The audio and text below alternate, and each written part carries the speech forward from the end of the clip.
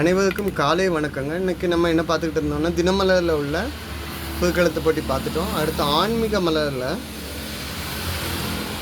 இன்றைக்கி டேட் என்னென்னு பார்த்தீங்கன்னா ஜூன் 5, 2026 ஆன்மீக மலரில் உள்ள புதுக்கெழுத்து போட்டி பார்க்க போகிறோம். இதுக்கு பரிசு 1000 ரூபாய் வச்சுக்கோங்க. போட்டியாளர் அட்ரஸ் எல்லாமே எழுதி அனுப்பணும். இதுக்கு விதிமுறைகள் என்னென்னா, இந்த வாட்ஸ்அப் நம்பருக்கு 10 to 11 மணிக்கெலாம் அனுப்பணும். இந்த பேஜை ஃபோட்டோ எடுத்து சரிங்களா. வாங்க சால்வ் பண்ண ஆரம்பிக்கலாம். முதல்ல ஆன்மீக குறுக்கெழுத்து புதியது. இடமிருந்து வலம். முதல் கேள்விங்க, தசரதனின் டேஷ் வசிஷ்டர். தசரதனுடைய குரு தான் வசிஷ்டர். அவங்க குடும்பத்து குருன்னு சொல்லலாம், இல்லைன்னா இங்கே என்னன்னு சொல்லலாம், குல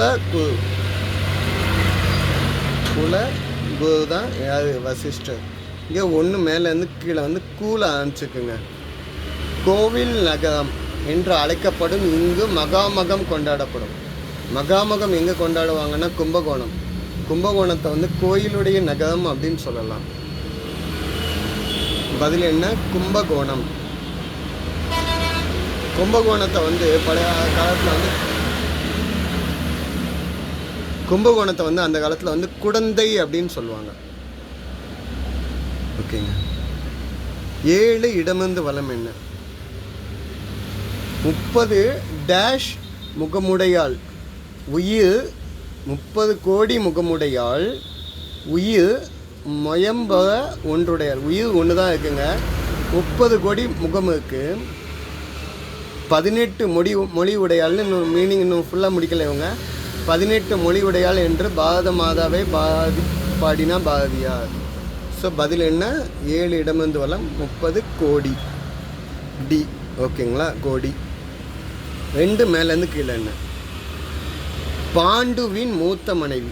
பாண்டுவோட மூத்த மனைவி யாருன்னா பாண்டவர்களுடைய தாய் தாங்க. கண்ணன் அந்த அதுக்கடுத்து 5 பேர் வருவாங்கல்ல. ஸோ பதில் என்ன, குந்தி. இவங்களோட மூத்த பையன் தான் கண்ணன். சரிங்களா. சூரியனுக்கு பிறந்தவங்க அவங்க பாண்டுக்குள்ள. ஓகேங்க. 5 இடமிருந்து வலம் என்ன, மகாபாரதத்தில் வரக்கூடிய மெயின் கேரக்டரை கொஞ்சிதாங்க. 5 இடமிருந்து வலம் என்ன, சனி பெயர்ச்சி அன்று இங்குள்ள தர்பாணியேஸ்வரர் கோயிலில் பல்லாயிரக்கணக்கானவர்கள் கூடுவார்கள்.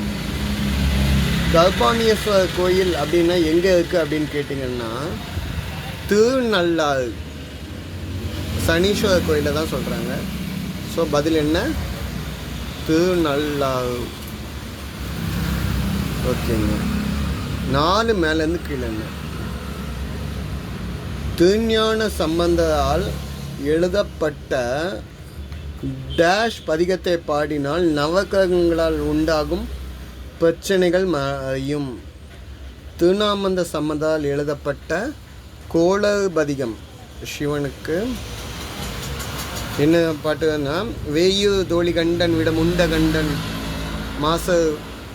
ஸோ அந்த பாட்டு வரக்கூடிய வரிகள் வரக்கூடிய பதிகம் தான் கோளறு பதிகம்.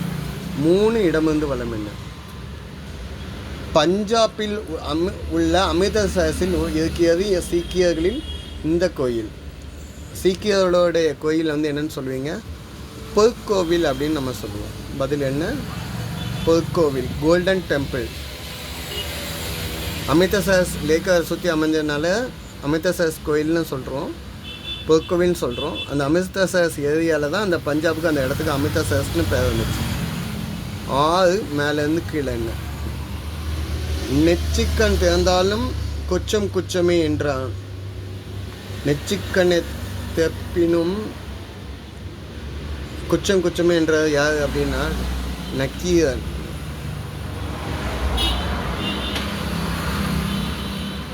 நெச்சிக்கண்ணை செய்தை காட்ட பச்சுவான் இன்னும் மஞ்சன் முன்ப பதிபோலாக செய்தம் குச்சம் குச்சமே அப்படின்னு. நெத்திக்கண்ணை காமிச்சாலும் தப்பு தான் அப்படின்னு சொல்லி சிவனை எதிர்த்து பேசினார்.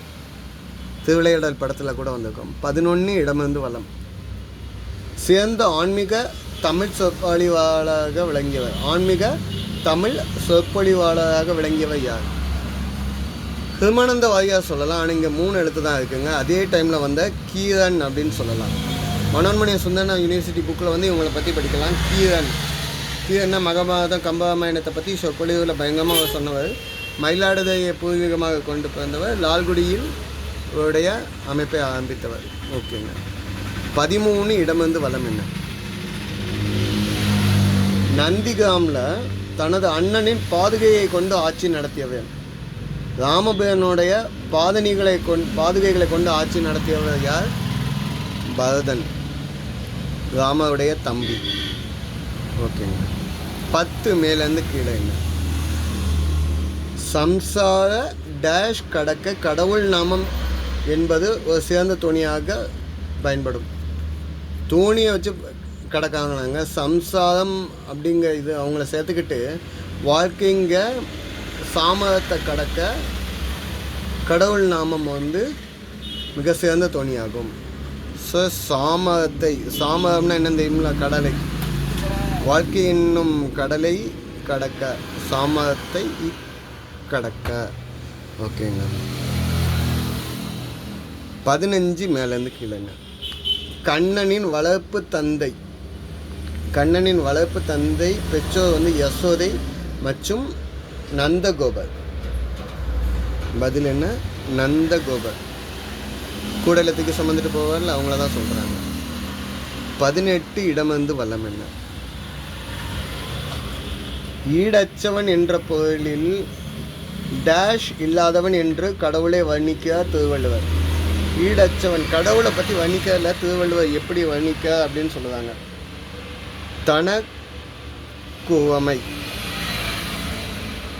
தனக்குவமை அப்படின்னா நீங்கள் இந்த தூக்கலை முதல்ல தெரிஞ்ச முதல்ல சொல்லலாம். தனக்குவமை இல்லாதவன் தாள் சேர்ந்தால் கல்லால் மனக்கவலை மாற்றல் அறியுது. யாருக்கும் தண்ணீர் இல்லாத இறைவன்கிட்ட போய் நீங்கள் அவர் திருவடியை தொடாமல் யார் காலை பிடிச்சாலும் உங்களுடைய மனக்கவலை வந்து போகாது. இதை வந்து கடவுள் வாழ்த்து அதிகாரத்தில் 7வது குறளாக சொல்லியிருக்காரு யார்? திருவள்ளுவர். தன்னிகர் அல்லாத அப்படிங்கிறத தனக்குவமை அப்படின்னு சொல்கிறாங்க. 16 மேலேருந்து கீழே. டேஷ்யுடன் நினது திருவடி நினைக்கின்ற உத்தமர் தம் உறவு வேண்டும் என்கிறார் வள்ளலார் அப்படின்னா ராமலிங்க அடிகளை தான் நம்ம சொல்கிறாங்க. ஒருமை, நல்லா கேட்டுக்கோங்க, ஒருமையுடன் நினது திருவடி நினைக்கின்ற உத்தமர் தம் உறவு வேண்டும். அதாவது எங்கேயும் டைவெர்ட் பண்ணாமல் கான்சன்ட்ரேஷன் கடவுளை மட்டுமே மட்டும் நினைக்கக்கூடிய உங்களுடைய உறவு வேண்டும் அப்படின்னு சொல்கிறாங்க. வள்ளலார் வந்து திருவள்ளுவப்பால் தெய்வமணி மாலையில் எழுதினது இது.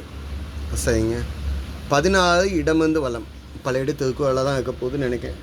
இந்த நற்பண்பு உயிரினும் ஒன்பப்படும் என்கிறது திருக்குறள். ஒழுக்கம்ங்கிறது அதிகாரம்தான். இன்னொரு விஷயமும் சொல்கிறேன், இந்த திருக்குறள் மொத்தமாகவே சொல்கிறேன். விழுப்பம் தரலாம். ஒழுக்கம் உயிரினும் ஒன்பப்படும். ஒழுக்கமானது ஒருத்தவங்களுடைய நீட்னஸ் வந்து உயிரோட பெரிய லெவலில் இருக்கக்கூடியது அப்படின்னு சொல்கிறாங்க. 14 மேலேருந்து கீழே என்ன? ஒரு மான் மழுவும் சிறு கூன் பிறையும் சடைவா குழலும் விடைவா மகனும் கொண்ட நாயகன் என சிவபெருமானை வர்ணிக்க ஜனனி அகமி என பாடல். ஒரு மான் மழுவும். ஒரு மானுன்னா ஆன்மாக்களை பிடிச்சி வச்சுக்க ஒரு கையில்.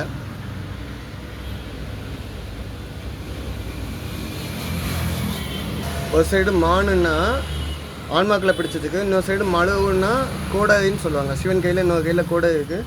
இது எதுக்குன்னா அறியாமையை அழிக்கிறதுக்கு, மனசில் உள்ள அறியாமை கட்டெண்ணங்களை அழிக்கிறதுக்காக. சரிங்க. 17 மேலேருந்து கீழே என்ன? தனது சிரத்தில் உள்ள 6 காரணமாக சிவபெருமான் டேஷ் என அழைக்கப்படுகிறார். தன் சிரம்னா தலையில் என்ன வச்சுக்க? கங்கையை வச்சுருக்கனால கங்காதரன் என அழைக்கப்படுகிறார். சரிங்க. 19 இடமிருந்து வளம் என்ன? காஞ்சியில் அருள் புரிகிறார் டேஷ் பரேஸ்வரர். காஞ்சியில் இருக்கக்கூடியவர் யார்? ஏகாம்பரேஸ்வரர். பதில் என்ன? ஏகாம்பரேஸ்வரர். ஏகாம்பரேஸ்வரர் கோயிலில் லிங்கம் வந்து பிருத்திவி லிங்கம்னு சொல்லுவாங்க. அம்பாள் வந்து ஏலவார் குழலி அப்படின்னு சொல்லுவாங்க. 9 மேலேருந்து கீழே என்ன? திருப்பதி சென்று திரும்பி வந்தால் டேஷ் நேர்மடா உந்தன் விருப்பம் கூறுமடா. திருப்பதி போயிட்டு வந்தால் திருப்பம் நேர்மடா, வாழ்க்கையில் என்றைக்குமே ஒரு திருப்பம் இருக்கும், உன் குழப்பம் நேர்மடா அப்படின்னு சொல்கிறாங்க. 12 இடமிருந்து வலம் என்ன? கால டேஷ் தோஷம் கொண்டவர்களை ராகு கேது கிரகங்கள் வணங்கி பரிகாரம் செய்தவர் உண்டு.